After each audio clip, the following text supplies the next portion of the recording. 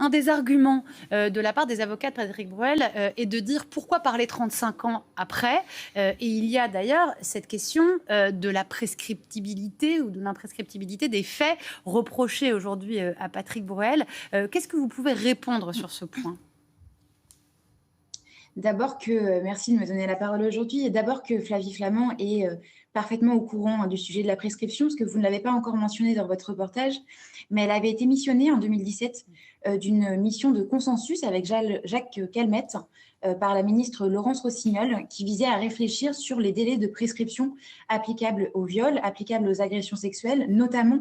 pendant l'enfance. Et donc elle avait beaucoup travaillé en tant que victime experte de ces sujets à comment est-ce qu'on pouvait former des propositions de réforme du code pénal, de réforme du code de procédure pénale, pour permettre aux victimes, notamment pendant l'enfance, de trouver justice, y compris longtemps après les faits. Et donc Flavie Flament est parfaitement au courant de la possibilité qu'une prescription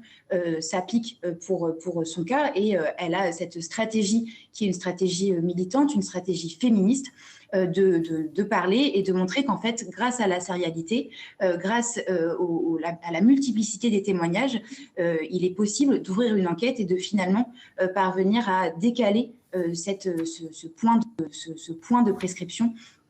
grâce encore une fois, voilà, avec des régimes de prescription glissante qui ont été mis en place suite notamment à la mission de consensus, avec des réformes du code de procédure pénale qui sont intervenues en 2018, en 2021. Donc c'est une question qui juridiquement, sur la possibilité de poursuivre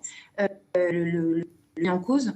qui est très pointue juridiquement, qui demande d'examiner spécifiquement l'empilement des différents régimes de prescription applicables. Donc moi, je suis assez curieuse de voir ce que ça va donner. C'est d'ailleurs pas que sur cette affaire que la question s'est posée. On a eu des débats similaires sur l'affaire PPDA notamment, avec une décision de la Chambre d'instruction de la Cour d'appel de Versailles qui avait décidé de rouvrir un certain nombre d'enquêtes en utilisant ces mécanismes de prescription glissante. Alors, ce qui s'est passé au Félix,